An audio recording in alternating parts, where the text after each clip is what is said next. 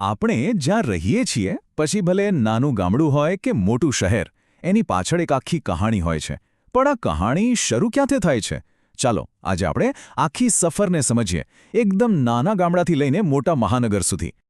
આપણે આગળ વધીએ એ પહેલાં જરા 1 મિનિટ માટે વિચારો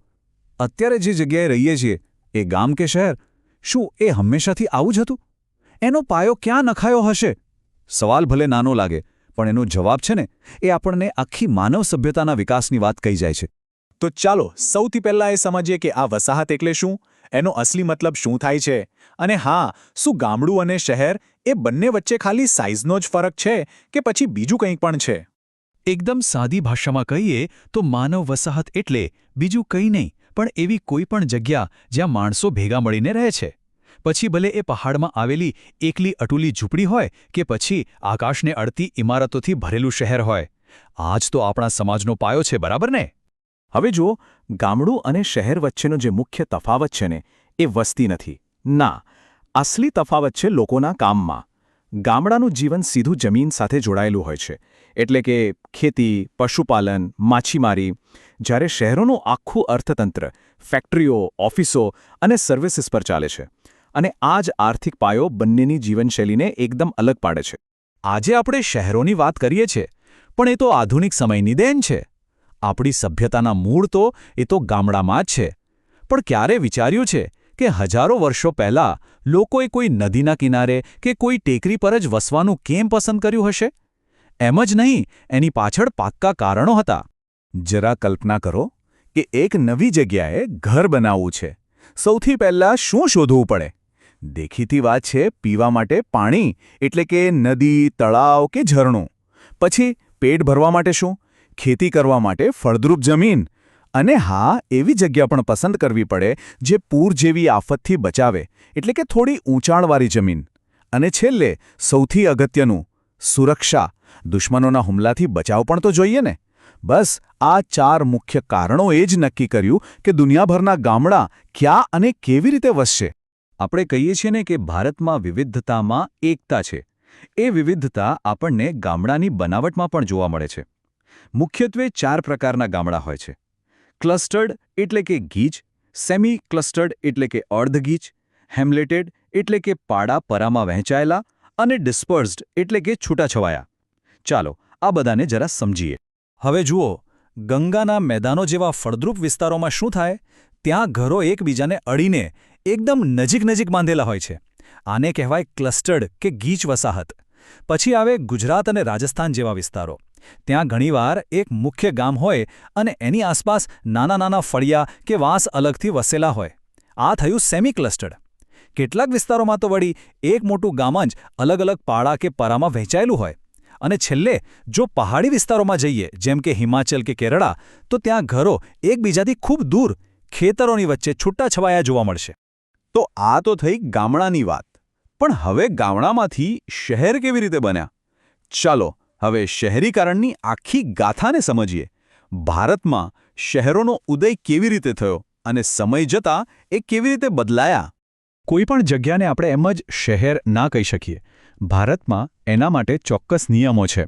પહેલું ત્યાં નગરપાલિકા કે કોર્પોરેશન જેવી સ્થાનિક સ્વરાજ્યની સંસ્થા હોવી જોઈએ બીજું વસ્તી ઓછામાં ઓછી 5000 તો હોવી જ જોઈએ અને વસ્તીની ગીચતા પણ વધારે હોવી જોઈએ પણ સૌથી અગત્યનો નિયમ એ છે કે ત્યાંના 75%થી વધુ પુરુષો ખેતી સિવાયના કામમાં રોકાયેલા હોવા જોઈએ એટલે કે ઉદ્યોગ કે સર્વિસ સેક્ટરમાં આ જ ખરી નિશાની છે કે એ વિસ્તારની અર્થવ્યવસ્થા હવે ગામડા જેવી નથી પણ શહેરી છે આપણા ભારતના શહેરોનો ઇતિહાસ પણ બહુ રસપ્રદ છે આપણે એને 3 મોટા ભાગમાં વહેંચી શકીએ સૌથી પહેલાં આવે છે પ્રાચીન શહેરો વારાણસી અને મદુરાઈ જેવા જે હજારો વર્ષોથી ધર્મ અને સંસ્કૃતિના કેન્દ્ર રહ્યા છે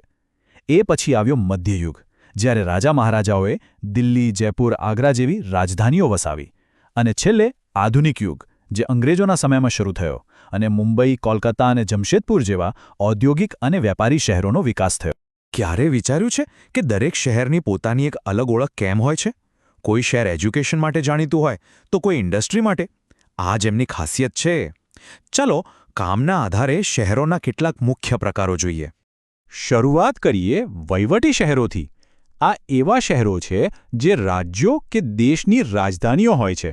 અહીં બધી સરકારી ઓફિસો અને મુખ્ય વહીવટ કેન્દ્રિત હોય છે. દાખલા તરીકે આપણું ગાંધીનગર, નવી દિલ્હી અને ચંદીગઢ. પછી આવે છે ઔદ્યોગિક શહેરો. નામ પરથી જ ખબર પડી જાય, આ શહેરો મોટા મોટા ઉદ્યોગોના કેન્દ્ર તરીકે વિકસે છે. જમશેદપુર અને ભિલાઈ જેવા શહેરો તો બન્યા જ સ્ટીલ પ્લાન્ટ્સની આસપાસ છે. ત્રીજા પ્રકારના છે ટ્રાન્સપોર્ટ સિટીઝ, એટલે કે પરિવહન શહેરો. આ શહેરો એક રીતે દેશની લાઇફલાઇન છે. કાંડલા અને કોચી જેવા બંદરો આયાત નિકાસ માટેના ગેટવે છે, તો ઘણા શહેરો મોટા રેલવે જંકશન હોવાને કારણે મહત્વના બને છે. અને હા, કેટલાક શહેરો તો એવા છે જે આપણી આસ્થા અને સંસ્કૃતિનું જીવંત પ્રતીક છે. મથુરા, અમૃતસર, પુરી આ ખાલી શહેરો નથી, પણ કરોડો લોકો માટે શ્રદ્ધા અને ભક્તિના ધામ છે. અને છેલ્લે આવે છે ટુરિઝમ સિટીઝ, એટલે કે પર્યટન શહેરો. આ શહેરો એમની કુદરતી સુંદરતા કે મનોરંજનના સ્થળો માટે દુનિયાભરમાં ફેમસ છે. શિમલા, માઉન્ટ આબુ અને નૈનીતાલ જેવા સ્થળો લોકોને આરામ કરવા અને ફરવા માટે આકર્ષે છે. તો ગામડામાંથી શહેરો બન્યા, વિકાસ થયો, પણ આ વિકાસની સાથે સાથે કેટલાક નવા અને ગંભીર પડકારો પણ ઊભા થયા. ચાલો હવે આજના સમયની કેટલીક મોટી સમસ્યાઓ અને એના સંભવિત ઉકેલો પર એક નજર નાખીએ. શહેરોની એક બહુ મોટી અને ઓછી ચર્ચાયેલી સમસ્યા છે અર્બન હીટ આઇલેન્ડ. હવે આ છે શું? એકદમ સરળ શબ્દોમાં સમજીએ તો આપણા શહેરો સિમેન્ટ કોન્ક્રીટના જંગલ બની ગયા છે. આ કોન્ક્રીટ દિવસ દરમિયાન ગરમી શોષી લે છે અને રાત્રે છોડે છે. આના કારણે શહેરનું તાપમાન આસપાસના ગામડાના વિસ્તારો કરતાં ઘણું વધારે રહે છે, જાણે કોઈ ગરમ ટાપુ હોય. અને આ ખાલી ગરમી નથી, આપણા સ્વાસ્થ્ય અને પર્યાવરણ માટે એક મોટો ખતરો પણ છે. પણ એવું નથી કે સમસ્યાઓ ખાલી શહેરોમાં જ છે. પડકારો બંને જગ્યાએ છે, પણ અલગ અલગ છે. એક બાજુ શહેરો બેરોજગારી, વધતો જતો ક્રાઇમ, પ્રદૂષણ અને ઝૂંપડપટ્ટી જેવી સમસ્યાઓથી ઝઝૂમી રહ્યા છે, તો બીજી બાજુ આપણા ગામડા આજે પણ પીવાના શુદ્ધ પાણી, સ્વચ્છતા અને સારી હોસ્પિટલ કે સ્કૂલ જેવી પાયાની સુવિધાઓ માટે સંઘર્ષ કરી રહ્યા છે. તો આ બધા પડકારોનો સામનો કરવા માટે સરકારે સ્માર્ટ સિટીઝ મિશન જેવી પહેલ શરૂ કરી છે. આનો મુખ્ય હેતુ શું છે? ટેકનોલોજીનો ઉપયોગ કરીને શહેરી જીવનને બહેતર, સુરક્ષિત અને ટકાઉ બનાવવાનો. જરા વિચારો, એક એવું શહેર જ્યાં 24 કલાક પાણી અને વીજળી મળે, પબ્લિક ટ્રાન્સપોર્ટ એકદમ સમયસર અને સરળ હોય, અને સૌથી અગત્યનું, નાગરિકો સુરક્ષિત અનુભવે. આ જ તો સ્માર્ટ સિટીનો ધ્યેય છે. તો આ બધી વાત પછી છેલ્લે એક સવાલ મનમાં આવે છે. શું આવનારું ભવિષ્ય ફક્ત સ્માર્ટ શહેરોનું જ છે? કે પછી સાચો વિકાસ એમાં છે જ્યાં સ્માર્ટ શહેરોની સાથે સાથે સ્માર્ટ ગામડા પણ હોય?